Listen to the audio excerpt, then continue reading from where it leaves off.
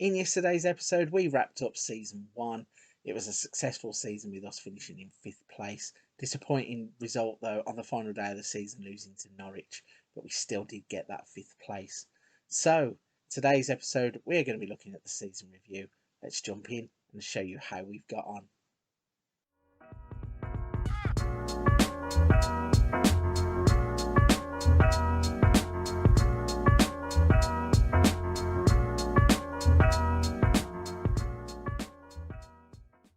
Here we go then, we have landed on the season review page, the review of our first season in charge at Leeds United.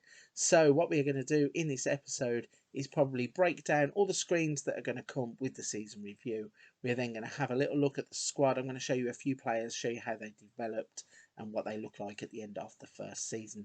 And then I will go into the finances and potentially into some transfers that we might do in the future. Also want to point out a few things that might go on in the save as we go along. But let's jump into this season review and show you exactly what the board have thought of our first season in charge. So then the new arrivals page, you can see that Benjamin Sesko is our top rated signing. We get an A- and it says they're excited to sign him on loan. The wages were fine, but the fee was terrible value for the money. Now, a player who comes in on loan, plays 30 games, 40 in total, scores 26 goals, 6 assists and a 7.22 average rating. And we also have a deal in place to sign him for 8.5 million. I think spending just over 10 million pounds for a player of his quality is not a bad deal at all, really. Our signing of the season went to Adam Hlozek, gave us a B+, and that was mainly due to getting the player to agree to a lower wage than we would normally have expected to pay somebody of his ability. So yes, he was fantastic. We signed him for £8 million. Only started 9 games, but played further 16 from the bench. Scored 8, assisted 5, and had a 7.13 rating. Daniel James is next on the list, but we didn't sign him, so we're going to skip over that. The next player we did sign is Ahmed Hodzic. We get an A- for this deal. Again, mainly due to getting the player to agree to a lower wage than we would have expected somebody of his ability. So paid £9.5 million for him.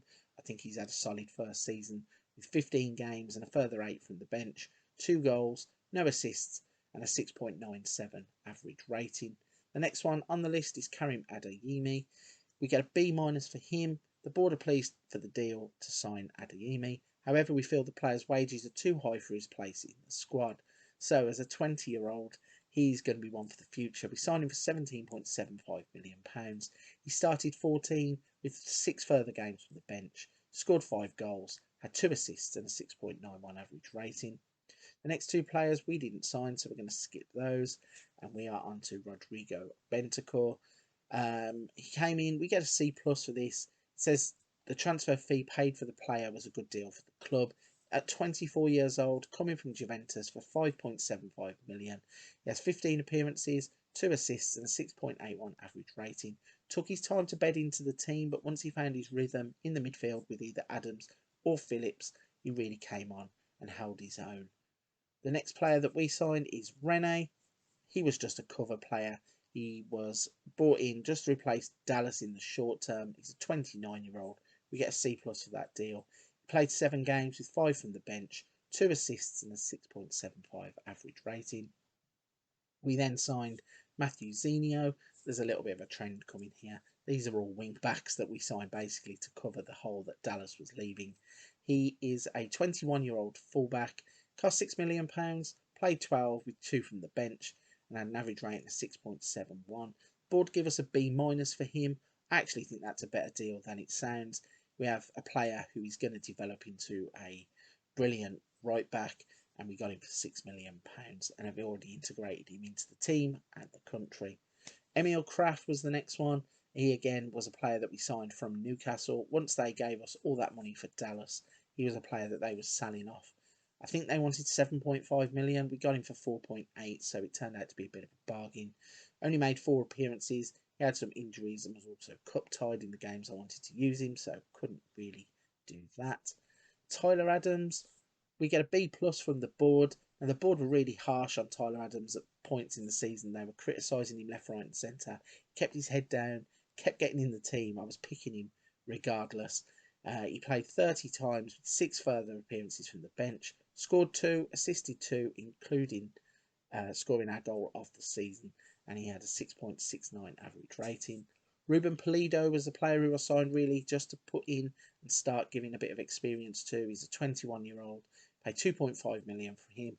Played 4 games with 5 from the bench, 1 assist and a 6.64 average rating. Freddie Woodman, the board absolutely hate this deal. We only signed him for 375k. Again, it's a signing that Newcastle were just selling all the players that they had. He actually played against us in the first game of the season and played quite well. I thought we could just bring him in as a backup goalkeeper. We had one out on loan. We had Casilla out on loan, and then Klassen.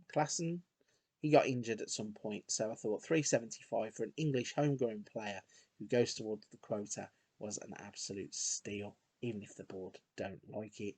Junior Samboya is a 25-year-old attacking fullback. Get a B- for him. We're pleased to see that there aren't many future fees that could end up making the deal too expensive. Really, just brought in again to cover, as he can play both left and right back. Played 5 times, 2 appearances from the bench with a 6.52 average rating. And the last signing that we made was Jacob Murphy, another one of these cheap Newcastle signings, 1.2 million, got Premier League experience, and really was just signed to cover gaps where Lufc, Rafinha needed swapping out, or maybe just cover at right back again because he can play in the position. Not really expecting much from him, didn't start any games, 3 appearances from the bench, and basically wanted to play him in the cups and forgot he would be cup tied having played for Newcastle. So moving on to the season's results, we in the Premier League had a season to remember. The board wanted us to finish in the top half. We finished 5th. We had an average home attendance of 34,976, so 92% of capacity of Elland Road. Benjamin Sesko was top goal scorer with 23 goals, and we were given an A-, considering that we finished 5th in the league and we qualified for the Europa League. Looking at the FA Cup, the board wanted us to reach the 5th round at minimum. We got to the quarter-finals and were knocked out, unfortunately, by Arsenal. Competition top scorer was Adam Hlozek with 3 goals, and the board confidence says C+ for that, so not too fussed there. And in terms of the Carabao Cup, they wanted us to reach the 4th round as a minimum. We got to the quarter-finals. Daniel James was the top goal scorer in this one, and we got a C+ for that too. So on to moments to remember. Our biggest win was a 5-0 win against Salford. Our match to remember was a 5-1 win against Wolves in the Carabao Cup, and our goal of the season came in the 5-0 win at Salford through Tyler Adams. It says United central midfielder Adams showed his class by scoring a long-range shot which curled past the goalkeeper, and it was a great finish. In terms of the finances, our club reputation hasn't changed at all. We have no new sponsorship deals on the left-hand side, but our annual revenue shows 29.64 million in terms of sponsorship, 89.8 million in broadcast revenue. Corporate and hospitality brought in 3.87 million, competition prize money of 31.26. Our Matchdale commercial and retail is 1.52, and merchandise is 2.07 million, and our most popular shirts sold are Phillips, Rafinha, Bentancur, Harrison and Adams. A look at how we lined up. So the game averages out what our best formation and starting 11 would have been, and they predicted that Meslier, Firpo, Llorente, Koch and Dallas, Adams, Phillips in the middle, Harrison, Click and Rafinha with Sesko up top. Probably about right.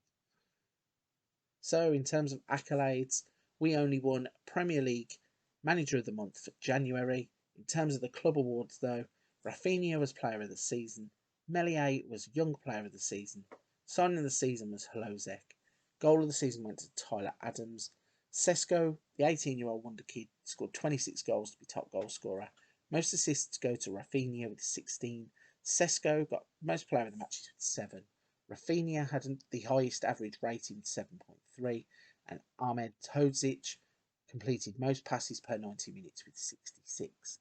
In terms of the record breakers at the club, so Benjamin Sesko was top goal scorer with 26, Rafinha was most assists with 16, most clean sheets in a season was Meslier with 11, Sesko most Player of the Match awards with 7, Junior Firpo had the worst discipline at the club with 4 yellow cards and 2 reds.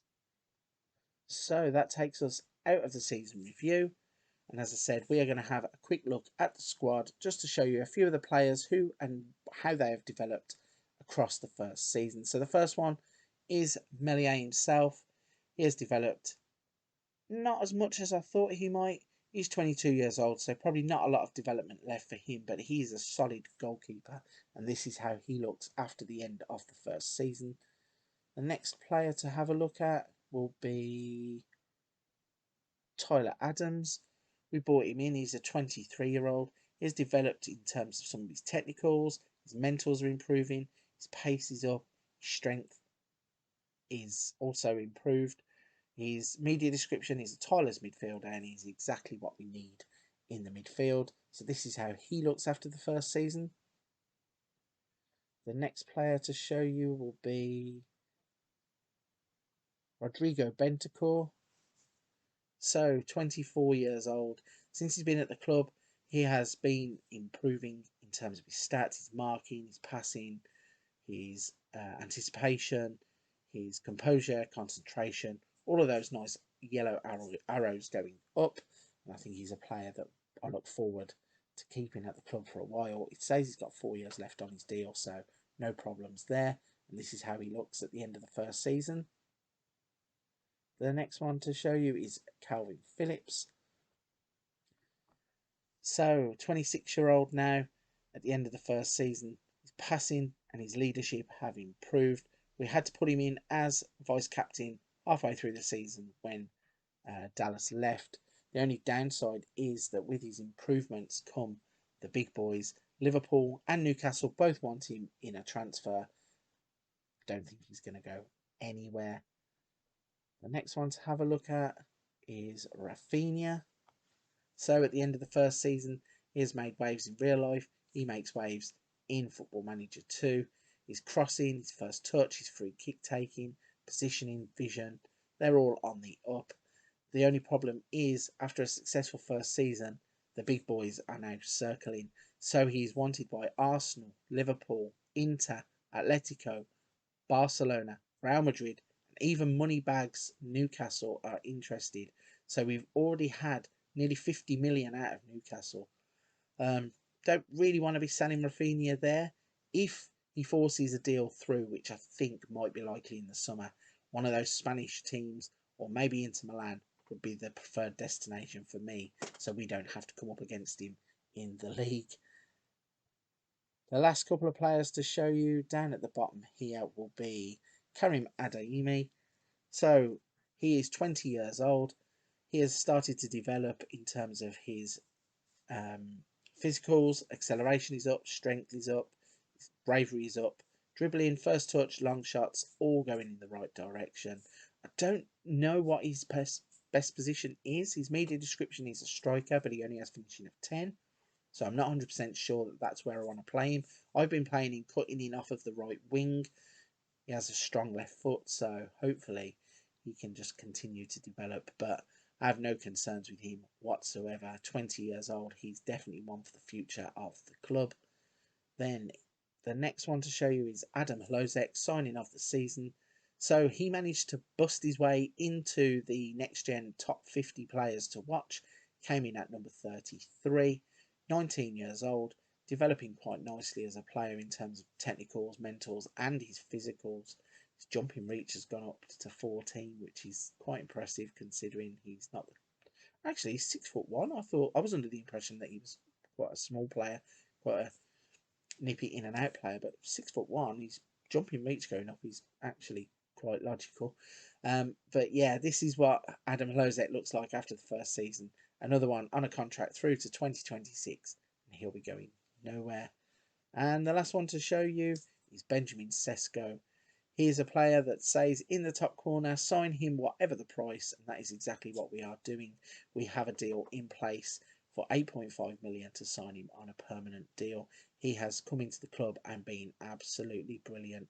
So looking at his stats down there, 30 games, 26 goals, 7.22 average rating across the season. His stats are up in technicals, mentals, and his physicals. He is described as a wonder kid, and he's a player that we look forward to wrapping up on a permanent.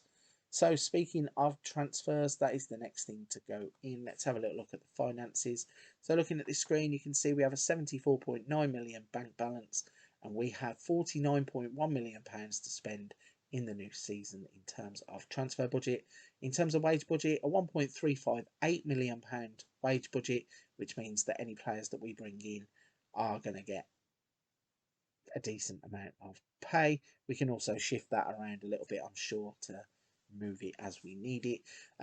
In terms of financial fair play, we are on course to pass for the Premier League and also for the Euro Cup when we take part in that next season.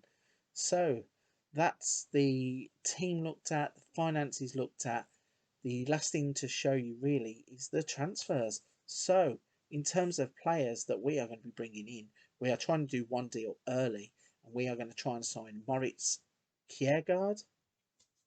He's one that popped up when we were looking at Red Bull Salzburg, and we are going to try and go back and raid them. The price tag in the top left-hand corner said they want between 10 and 14.5. They tried to highball us by going for 17. We managed to work our way back down to the price that we are going to pay, which is around £11.5 million. He popped up on the scouting report, and they said that we need to sign him whatever the price, and the price I think is pretty reasonable. He's going to be a player who can play behind Sesko, feed him the ball, and if we need him and we are desperate, we can even play him up top. So I think he's going to come as a bit of a bargain, only on £10,000 per week as well. When we look at the other transfers, we've just got Lawrence de Bot going out on a free transfer, and Kun Temunuzkov going to Udinese on a free transfer too. So a last look at the Premier League, and you can see that in terms of the Premier League, we finished 5th, 68 points, and I think that we have had a absolutely successful first campaign in charge of Leeds United, and we are very much looking forward to the start of the second season and seeing what faces go out and what faces come in as we look to strengthen the squad. That's the review of the first season in charge of Leeds United all wrapped up then. Was there anything in there that you spotted that you want to ask questions about? Is there any players that you want me to go and have a look at and show you anything else about them? I think the players that are highlighted have all got high potential and are players that are going to succeed at this club as long as we don't get picked off by some of the big boys and the moneybags teams that normally come in for them. So if you're at this point of the video, you've enjoyed today's video, you're enjoying the series so far, please don't forget to hit the like and subscribe button to help the channel out. Any comments you've got, anything you want to see in the save, or anything you want to know about the save, drop them in the box down below. I'll answer as many questions as I can. But for this one, I'm going to wrap it there, and I will see you on tomorrow's episode, where we are going to start by looking at the transfers that come in and go out, and the second pre-season in charge at Leeds United.